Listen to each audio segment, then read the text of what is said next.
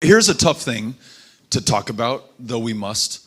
Rich people are going to have to allow or be forced to allow lower income people to live near them, which is what we fail to do in this country right now. We force lower income working Americans to drive 1, 2, 3 hours in either direction to get to their jobs, very often minimum wage jobs, so they're working 2 or 3 of them right now.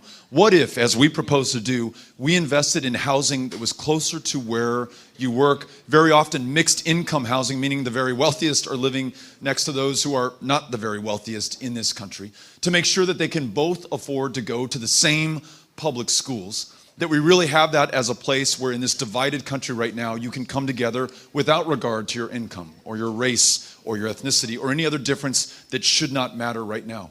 What if we invested, as we propose to do, in high-speed rail and in transit in all of our cities to make sure that if you do not have a car or do not want to use a car, you will not need to have one, or you will not be penalized for not having one right now. So having cities that are smarter, that are denser, that have people living closer to where they work and where their families are, to reduce our impact on climate change and greenhouse gas emissions, but also just to improve the quality of life in these built environments. That's an extraordinary opportunity. In our plan to confront climate change, we make those investments. Donald Trump is reelected. Freudian slip. We're going to legalize the presence of more than 10 million in the United States, beginning with dreamers who will never again fear deportation back to a country they do not know, because we will make them U.S. citizens in this, their true home country. This is a country that has produced the leadership that will ensure that we not only have universal background checks and red flag laws and end the sale of those weapons of war, but that we go the necessary steps further, as politically difficult as they may be. A gun registry in this country, licensing for every American who owns a firearm, and every single one of those AR-15s and AK-47s will be bought back so they're not on our streets, not in our homes. Do not take the lives of our fellow Americans. I say this as a New Yorker to you, so proud to be here in the Granite State today. I am here to issue you a formal apology on behalf of the people of New York. I'm very sorry you ever got to know Donald Trump. He is not the best of New York. New York did not send its best to Washington in this case.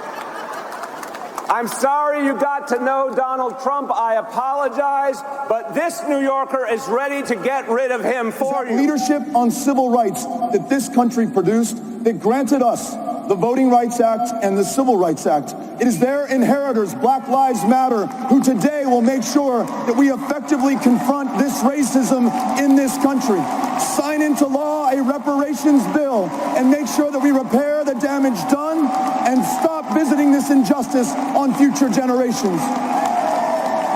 I was in a town hall meeting in South Carolina, running up to the stage. A big guy sees me, former football player, former All-American football player. Hey, older I get, the better I was. And he comes over to me, puts his arm around me and says, dude, I want you to punch Donald Trump in the face. And I looked at him and didn't miss a beat. And I go, dude, that's a felony. This is a violent country that loses more than 40,000 of our fellow Americans every year to gun violence.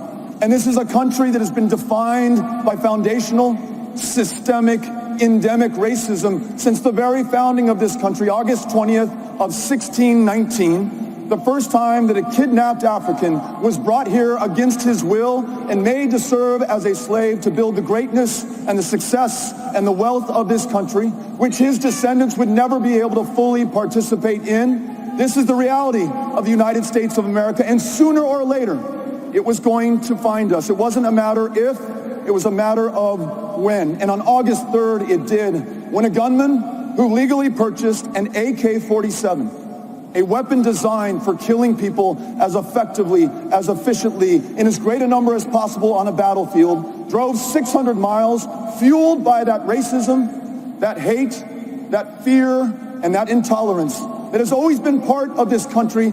We will all come together to defeat the most dangerous president in modern American history. We cannot continue to have a president who is corrupt, who is using his office to enrich himself and his family.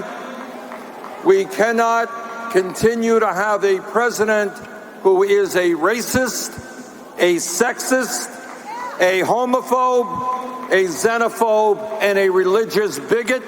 That is not what America is about.